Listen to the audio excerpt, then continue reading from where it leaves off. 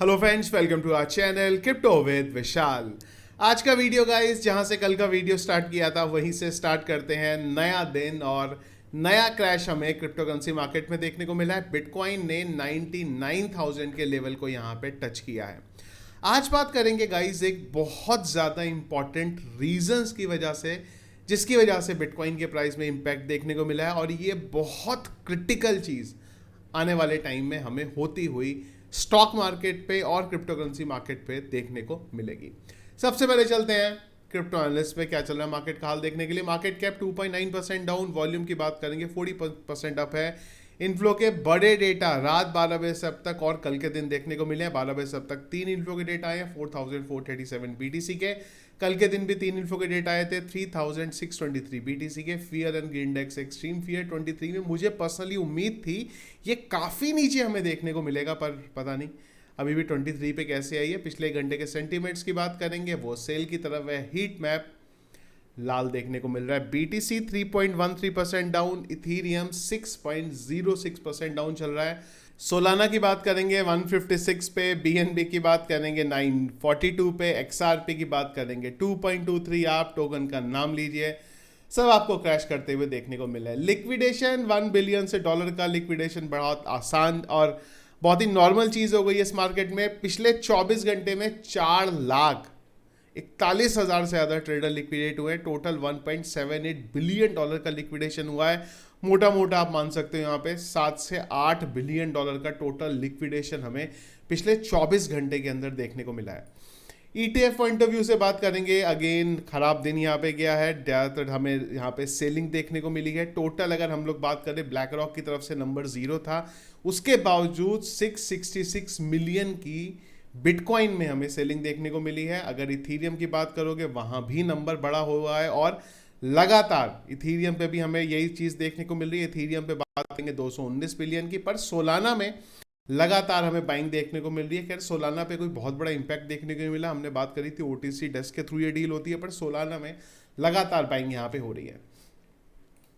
Bitcoin पे जाएंगे guys, तो ये वो पिक्चर है जो थोड़ा डरा देती है। हमने बात करी थी हमारे 1,05,000 के लेवल की, वो फाइनली ब्रेक यहाँ पे हो चुका है, और करंटली 1 लाख से ही बिटकॉइन को यहाँ पे सपोर्ट देखने को मिला है। अब अगर आप बात करते हैं कौन सा की एरिया है, वो आ जाता है हमारे पास 92,000 का, जहां पे क्रिटिकल सपोर्ट हमारे पास बैठा है। पर अगर वो ब्रेक हुआ, उससे ऊपर छोटे मोटे सपोर्ट है, पर अगर ये 92,000 का लेवल ब्रेक हुआ तो फिर चीज़ें और ज़्यादा हमारे लिए ख़राब यहाँ पे हो सकती है। चार्ट पॉइंट ऑफ व्यू से हमने पहले भी डिटेल में बात करी है। बात करते हैं क्या हुआ।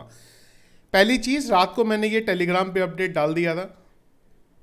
ये चीज़ हमने यहाँ पे टेलीग्राम में बात कर दी थी कि क्रैश का एक और रीज़न, और वो रीज़न ये है कि यूएस की जो गवर्नमेंट है वो शटडाउन है काफ़ी टाइम से। अब बात ये हो रही है कि अगर वो नेक्स्ट वीक भी रहा तो कुछ एयरपोर्ट्स भी ऐसे हैं, एयर स्पेस, जिनको बंद करना पड़ सकता है। जैसे ये न्यूज़ आई, यूएस के स्टॉक मार्केट पे भी इम्पैक्ट देखने को मिला और क्रिप्टो करेंसी मार्केट पे भी देखने को मिला। पर मैं एक और बड़ी चीज़ के बारे में यहाँ पे बात कर रहा हूँ जो स्टार्ट हो गई है होना। हमने इस टॉपिक के बारे में बहुत बार बात करी है, और मेरा पर्सनली यही मानना है कि जो इस बार का बियर रन आने वाला है ना, वो क्रिप्टो की वजह से नहीं आने वाला, वो यूएस स्टॉक मार्केट की वजह से आने वाला है। फिर से एक बार मैं आपको जो बेस है वो यहाँ पे एक्सप्लेन करता हूँ, उसके बाद हम लोग आगे की तरफ जाएंगे। अगर आप रेगुलर वीडियोस देखते हैं तो आप लोग ऑलरेडी शायद समझ भी गए होंगे हम लोग किस बारे में बात कर रहे हैं। यूएस मार्केट की अगर आप बात करते हैं ना, तो वहाँ पे चीज़ें ऑल टाइम हाई चल रही हैं, लेकिन इसमें एक बहुत बड़ा सरप्राइज ये है कि ज्यादातर कंपनियां जो उनकी ऑल टाइम हाई है, या आप बोलो ज्यादातर कंपनीज लॉस में चल रही हैं। पर क्वेश्चन ये है कि ज्यादातर कंपनीज लॉस में है तो stock market all time high पे कैसे है। इसका सबसे बड़ा रीजन है एआई और टेक कंपनीज। एनवीडिया इतना बड़ा एग्जाम्पल बन गया है कि एनवीडिया की जो मार्केट कैप है वो 5 ट्रिलियन के नियर अबाउट लास्ट वीक में पहुंच गई थी, जबकि इंडिया की जीडीपी उससे कम है। एनवीडिया की मार्केट कैप इंडिया की जीडीपी से ज्यादा हो गई है, और एआई की टेक कंपनीज खतरनाक परफॉर्म कर रही हैं, जिस वजह से यूएस का स्टॉक मार्केट कंपनीज, ज्यादातर कंपनीज के प्राइस डाउन होने के बाद भी stock market all time high पे चल रहा है। यहाँ पे इसमें एक बहुत इंपॉर्टेंट चीज पीछे छुपी है, वो है कि ये सारी चीजें जो हो रही हैं, एआई कंपनीज, टेक कंपनीज जो जा रही हैं, ये ऊपर जा रही हैं वैल्यूएशन की वजह से। एआई कंपनीज के वैल्यूएशन लगातार बढ़ते जा रहे हैं, जिस वजह से स्टॉक उनके बढ़ रहे हैं। लेकिन आज नहीं तो कल ये चीज निकल के आएगी कि जिस कंपनी में इतना खर्चा हो रहा है उससे कमाई क्या हो रही है।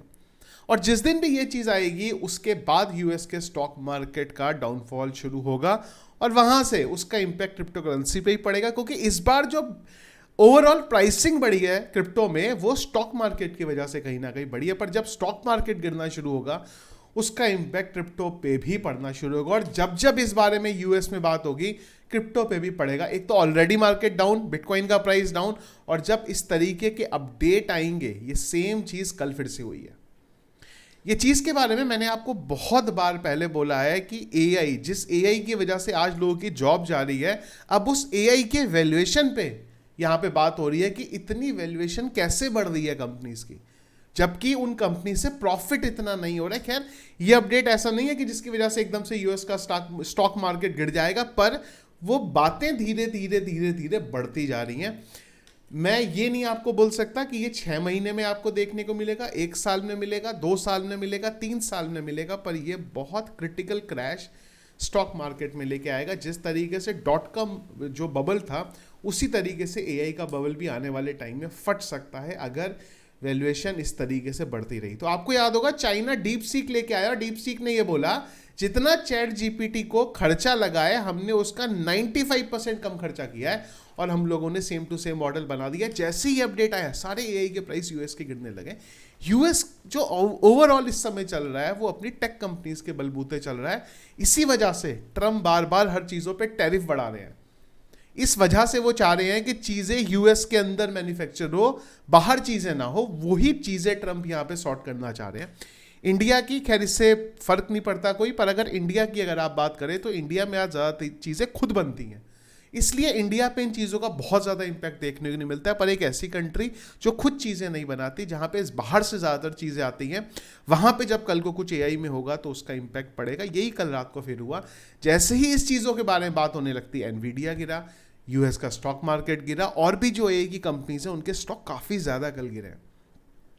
तो ये खतरा हमें आने वाले टाइम में देखने को मिलेगा। एनवीडिया की जब जब अर्निंग रिपोर्ट आएंगी, वो जब जब नेगेटिव आएंगी, उसका इंपैक्ट हमें नेगेटिव देखने को मिलेगा। फिर से जो मैंने चीज़ बोली वो मैं रिपीट कर रहा हूँ, इमीडिएटली ऐसा नहीं है कि इन चीज़ों का इंपैक्ट यूएस स्टॉक मार्केट पे खतरनाक तरीके से पड़ने लगेगा, रिसेशन आ जाएगा। पर ये धीरे धीरे जो चीज़ें हैं ना, ये बेस स्ट्रॉन्ग कर दी हैं और उसी चीज़ को ट्रंप रिजॉल्व करना चाह रहे हैं।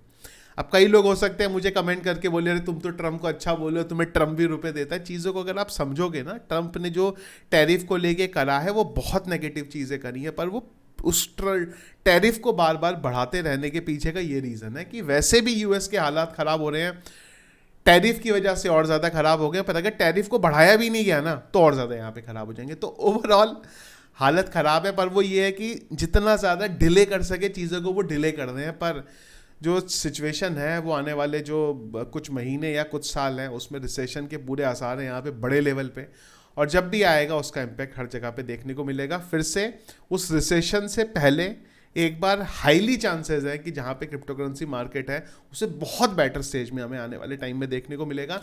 धीरे धीरे जो इंपॉर्टेंट लिक्विडेशन जोन है वो यहाँ पे हिट होते जा रहे हैं, और जब एक बार वो चीज़ें कंप्लीट हो जाएंगी तो मेरा पर्सनली यही मानना है कि हमें चीज़ें यहाँ पे बेटर होती हुई क्रिप्टो करेंसी मार्केट पे देखने को मिलेंगी। तो ये था गाइस करंटली चीज़ें जो चल रही है मार्केट में। एआई को लेके क्या आप लोग कुछ फॉलो कर रहे हो या आप लोगों की कोई ओपिनियन है, कमेंट बॉक्स में मुझे उसके बारे में ज़रूर बताइएगा। Thank you friends.